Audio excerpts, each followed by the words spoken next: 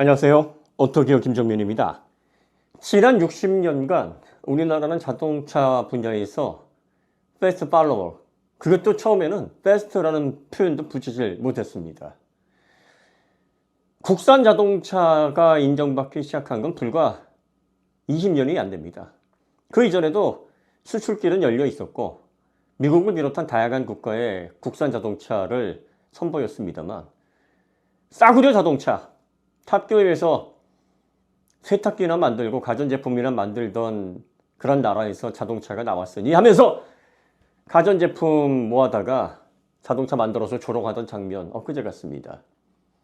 그리고 미국에서는 저소득층, 히스패닉, 흑인 중에서도 상당히 경제적으로 어려운 사람들이나 이용하는 차, 싸구려 깡통, 이런 취급을 받았던 게 엊그제입니다. 패스트 팔로우라는 명칭도 불과 20년이 채 안 됐어요. 빠르게 따라가는 존재. 이게 말이 좋아서 패스트 팔로우지, 쉽게 말하면 그냥 따라쟁이라는 얘기입니다. 이런 비난을 받고 여기까지 왔습니다. 그런데 지금 전기차 시대에 내연차, 하이브리드, 전기차 모두 세계 최정상급의 상품성으로 전 세계 자동차 시장에서 가장 강력한 완성차 업체로 떠오르고 있습니다. 더군다나 미래 모빌리티 시장에서 내연차, 하이브리드, 전기차, 수소차까지 다 가지고 있는 기업은 전 세계에서 현대기아그룹이 유일합니다. 이제서야 비로소 퍼스트 무버라는 이야기를 합니다. 더군다나 K배터리, LG에너지솔루션만 해도 특허가 35,000개가 넘습니다. 경쟁사의 특허 침해 사례를 들여다보니 LG에너지솔루션만 1000건이 넘었고 그 중에 핵심 기술 분야는 500건이나 넘어가는 그러한 침해 사례가 있어서 법적으로 지금 칼을 뽑았습니다. LG에너지솔루션만 이 정도니 SK온, 삼성 SDI는 얼마나 또 많겠습니까? 삼원계에서는 이미 중국이 10년 전서부터 경쟁을 포기하고 NFP로 그냥 시장 수요 확대하면서 전기차 굵기를 해야지라고 시작부터 꼬리를 내린 분야가 삼원계입니다. 그런데 이제 와서 LFP로 다시 들어가라고요? 삼원계 포기하고 LFP 해야 된다고요? 이보세요. 지금까지 일본 따라가고 미국 따라가고 그러다가 독일 따라가고 내연차, 하이브리드, 전기차 다 잡아냈습니다. 패스트 팔로우만 60년을 했어요. 그리고 나서 이제 퍼스트 무버가 되겠다라고 드디어 자신감을 가지고 ST1 나온 거 보셨잖아요. 상용차를 못 따라해. 벤츠의 그 프리미엄, BMW의 그 스포츠 유전자 어쩌고 저쩌고 하는 기업들도 상용차에 구현되어 있는 충전속도, 배터리 BSA, 그리고 또 APR을 기반으로 한 SDB 기반의 이 플랫폼을 못 따라한단 말이에요. 이 정도 됐으면 미래 전기차 시장은 이제 테슬라하고 현대하고 어떻게 이걸 시장을 만들어 갈지 이제 이 양대 산맥의 흐름을, 움직임을 우리는 기대감을 가지고 지켜볼 필요가 있단 말이죠. 그런데 이제 자동차 시장에서 뭔가 해보려고 하고 여기저기 카피하면서, 카피도 능력이라고요? 그건 도둑질이에요. 특허 침해하는 것도 능력이라고? 그게 부럽다고? 여러분들 가게가 기울어지는데 길어진 가게를 도둑질로 해서 그 집안을 이렇게 세우겠습니까? 범죄 집단이라고. 거기에서 뭘 배우냐고. 경계를 해야지. 우리 거 못 가져가게 하고 국민들이 잘못 알아서 마치 겉만 포장되어 있고 잡기술로 가득한 이러한 자동차가 혹은 이러한 배터리가 정말로 본질에서 동떨어져 있는 거라는 걸 알리고 정말 좋은 상품을 잡을 수 있도록 정보를 가공하고 자동차 지식을 설명하고 이런 사람들이 아직까지 공학 지식이 부족한 소비자들에게 사실을 알려야 되는 겁니다. 자, 이제 60년 동안 따라만 가던 대한민국이 전기차 시장을 리드한다고 하고 배터리 시장, 미래 에너지 패권 가져온다고 하니까 뭔가 어색해서 미칠 지경이에요. 따라가는 거 봐야 자연스럽고 세계 1등 퍼스트 무버는 독일이 하든지 일본이 하든지 하다못해 중국이 해야 되는데 거기에 대한민국이라는 명패가 딱 들어가 있으니까 여러분들 막 그걸 봐줄 수가 없습니까? 미치겠어요? 불안합니까? 우리 옷 아닌 것 같아요? 삼원계에서 그리고 전기차에서 분명하게 전 세계의 흐름과 앞으로의 미래 시장을 견인할 수 있을 만큼의 준비가 갖춰져 있어요. 그런데 왜 중국, 독일도 아니고 일본도 아니고 중국 10년 전에 삼원계 이거 우리 못할 것 같으니까 리튬 이산철로 해서 어떻게든 따라가 보자라고 하는 그 리튬 이산철을 다시 뒤로 와가지고 퍼스트 팔로워를 하라 그러냐. 지금 우리가 일본 따라가고 미국 따라가고 독일 따라가서 60년 만에 극복을 해서 이제 시장을 지배하기 일보 직전에서 앞으로 어떻게 간격을 벌리고 가야 되는지 이 고민을 해야 될 찰나에 다시 중국 뒤로 들어가라니. 의도가 도대체 뭐예요 이게? 여러분들 왜 그런 소리를 하는 거예요? 지금 인산철에서 가장 많은 점유율을 가지고 있는 CATL조차도 인산철 가지고 영업이익 이거 충분히 나오지 않으니까 삼원계 비중을 높이고 있고 앞으로는 전고체든 소듐이든 방법을 찾아야 된다 이러고 있어요. 그 시장을 가장 많이 먹는 CATL조차도 인산철로 우리가 제대로 된 영업이익 거두기가 쉽지 않다 이러고 얘기를 하고 있단 말이에요. 그런데 CATL만 있어요. 중국에 인산철 배터리 관련 사업이 막 400개, 500개가 난립해 있습니다. 매년 덤핑 때문에 수요 대비 공급이 너무나 많아서 가격이 지켜지질 않아요. 무슨 얘기를 하고 있냐면 이러면 다 죽는다 그래 중국 사람들이. 치킨집하고 커피집하고 비슷하잖아요. 이미 포화 상태에 다다라서 수요보다 공급이 너무나 더 많으니까 예?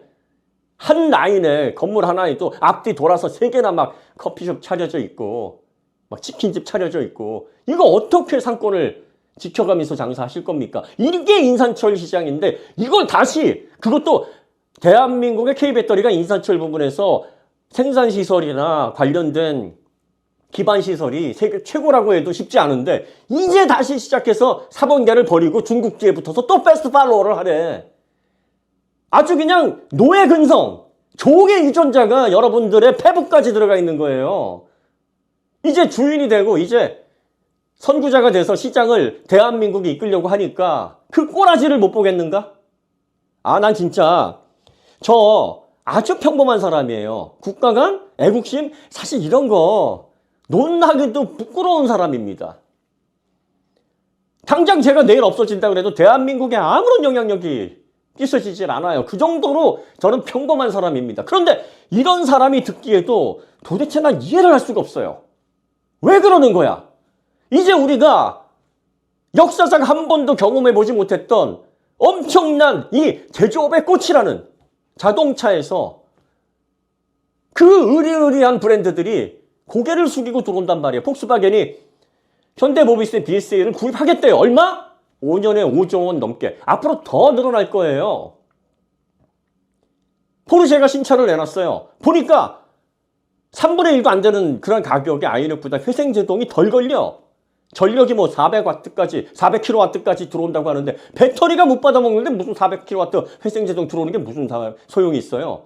그렇게 해서 150km 이상으로 해가지고 0.43G 걸리고 아이언5는 그보다 훨씬 밑에 100km 시속 근처에서도 0.6G를 걸어버리잖아. 이렇게 유럽을 대표하는 그런 기술 기업보다도 앞서 있고 그런데 그걸 대중차에서 지금 풀어버리고 있고 ST1 3번의 영상을 통해서 제가 왜 강조를 했는지 아십니까? 이제 가장 밑단이 되는 적혈구 같은 소형 상용 플랫폼에서조차 다른 업계가 따라오지 못하는 기술을 가지고 숙성시켜서 이걸 대중화시키는 준비를 다 갖추고 있으니 여기에서 이제 PBV가 기아에서 또 확대가 되면 대한민국의 전기차는 업계를 선도하는 건 이건 예정된 수준이다. 이거를 강조하기 위해서입니다. 삼원계요? 아, 이제는 코발트 프리, 또 전고체, 삼성 SDI에 리튬 이산철도 늦게 진입을 하는 만큼 블레이드 배터리의 가장 문제가 뭐냐면 삼원계 대비 가격이 10%도 차이가 안 난단 말이에요. 성장 가능성이 없어 앞으로. 삼원계를 쓰지 누가 그걸 쓰냔 말이에요. 그런데 K배터리에서는 블레이드 배터리 못지 않으면서 가격도 기존의 인산철 배터리 수준에서 크게 넘치지 않는 그런 정도의 인산철을 가지고 K배터리에 맞는 고품질 인산철로 ESS 시장을 본격적으로 대응하겠다라는 겁니다. 어차피 전기차 시장을 3원계에게 추월당하게 돼 있어요. 이거 중국 사람도 잘 압니다. 그래서 이미 K배터리는 삼성 SDI를 비롯한 그 외 업체들이 2010년도에 LFP를 개발해 본 경험이 있고, 그때도 10C나 되는 시동용 배터리를 통해서 고품질 LFP를 한번 시도를 했다가 3원계에 주력하기 위해서 이걸 접었단 말이에요. 시장성이 없으니까. 그러다가 지금 다시 개발하는 건 포트폴리오를 갖추겠다. 그래서 고객사에게 LFP도 있고, 이 LFP가 ESS 시장에서 이제 클 확률이 있으니까 이거 대응하겠다. 이거예요. 그런데 3원계를 다 집어치우고 세계에서 가장 탄탄한 기술, 그리고 범접할 수 없는 그러한 수준에 도달해 있고 업계를 선도해서 이제 경쟁자 없이 시간 문제예요. K배터리가 에너지 패커를 가져오는 건. 그런데 이걸 다 집어치우고 수백 개 업체가 달려들어가지고 그 부스러기 하나 먹으려고 혈안이 돼 있으면서 오늘 망해도 이상하지 않을 만큼의 레드오션화 되어 있는 그 시장에 다시 들어가서, 그것도 가장 잘하고 있는 상태에서 들어가는 것도 불안한데 이제 뒤에 서가지고 또 베스트 팔로우를 중국 배터리 업체에 따라가라고 하고, 전기차 굴기한 지 이제 10년 조금 넘은 중국 전기차 검증 제대로 돼 있지 않고, 이건 무슨 뭐 잡스러운 기술들로 굉장히 가득해가지고 이게 검증된 건지 아닌지도 시장에서 판가름이 안 난 거를, 기본기는 얼마나 갖춰져 있는지, 자동차로서의 신뢰성과 얼마나 사람의 목숨을 잘 보호할 수 있을지 이런 보장도 없는 상황에서 그냥 이거 저거 야 이거 이런 거에 매료가 돼가지고 기본기가 지금 세계 최고 수준으로 벤츠, BMW, 포르쉐조차도 고개를 숙이고 들어오는 우리 K 전기차 그리고 K 배터리, 이런 업체들에게 다시 중국 가서 배우라고, 그거 따라하라고. 아, 이거 진짜 뭐 어떻게 해석을 해야 되는 거야? 예? 만약에 여러분들이 중국의 자본 없이, 중국의 지원 없이 이렇게 그렇게 생각이 들어서 얘기를 한다 그러면, 여인천하에서 그 얘기 한때 유행한 적 있잖아요. 그 입 다물라. 왜 부끄러움이 없어요? 모르면 입을 다물어야지. 그리고 만에 하나 사사로운 이익 때문에 그런다, 이거 밝혀지기만 해봐. 그러면 안 돼요. 저는 진짜 이렇게 심각하게 컨텐츠를 하고 싶지 않아요. 그리고 제가 뭐라고, 전 아무것도 아니에요. 저는 그냥 아주 평범한 사람이고 국가 발전에 공익을 위해서, 그리고 또 대의를 위해서 일해본 적이 없어요. 지금까지 제 개인적인 사사로운 그러한 이익을 추구해 왔고, 지금도 제가 좋아서 유튜브 하는 거니까 제 영향력은 진짜 보잘것없단 말이에요. 근데 이런 사람이 보기에도 이건 뭔가 이상해. 이게 정상적으로 이렇게 돌아갈 수가 없어요. 아니 왜 블루오션에서 4차 산업에서 지식산업에서 고부가가치를 형성해 놓느라 그 엄청난 투자를 했고 앞으로 미래가 보장되어 있는 그런 업주에게 레드오션화 돼 있어서 박 터지게 싸우면서 밥벌이 하기도 힘든 업종으로 왜 자꾸 들어오라 그러냐고. 경험도 아직까지 충분하지 않고 그거에 대한 노하우도 갖춰져 있지 않은데 왜 뒤에 가서 쓰라 그러는 거예요. 이거는 딱 하나예요. 대한민국 잘 되는 꼴은 못 보겠다. 아니면 대한민국이 늘 타국이나 다른 기업들을 따라가는 모습만 봐와서 그 노예 근성, 종놈의 유전자가 아주 그냥 세포 하나하나에 다 각인이 돼 있거나, 아니면은 무식하면 용감해서 자기가 무슨 말을 하는지도 모르거나, 이런 겁니다. 원래는 부드럽게 얘기하려고 그랬어요. 이게 근데 생각대로 안 돼요. 뭔가 이런 내용에 집중하다 보면 저도 모르게 진짜 나 자동차 유튜브 한 거 정말 후회합니다. 정말 재미있게 즐기고 싶었고 좋은 얘기만 하고 싶었어요. 그런데 점점 흑화되는 것 같고, 이런 얘기 할 때마다 듣는 분들도 스트레스지만 저도 아주 죽겠어요. 우리가 좋은 것만 보고, 꽃 보고, 아름다운 거 보고, 좋은 풍경 보고, 맛있는 음식 먹고, 짧은 인생 이렇게 살아도 정말 순식간에 지나가는 게 인생인데, 이러고 살아야 된다라는 거 진짜 괴로운 일입니다. 더군다나 자동차는 제가 정말 사랑하고 아끼고 많은 시간 자동차와 함께 추억을 쌓아왔단 말이죠. 이런 자동차에서 대한민국이 이제 성큼성큼 앞서가서 업계를 선도할 수 있는 기적 같은 모습을 지금 만들어내고 있는데, 다시 과거로 돌아가서 가래기 찢어지게 따라가라는, 늘 너희들은 그래왔으니까 앞으로도 그렇게 해야 되지 않겠어? 라고 하는 괴상망측한 얘기를 들을 때마다 저같이 별 볼 일 없는 사람도 의분 때문에 정말 엉덩이가 들썩들썩하고 주먹이 쥐어진다. 나이를 먹는다는 건 참 좋은 거예요. 왜냐하면 30대 제가 중반까지만 됐었어도 진짜 사생결단하면서 이런 얘기하는 사람들 다 발굴해가지고 진짜 어떻게 해서든지 아마 들이받으면서 그래 너 죽고 나 죽자 했을지 모르겠는데, 나이 먹어서 진짜 이 정도 하는 겁니다.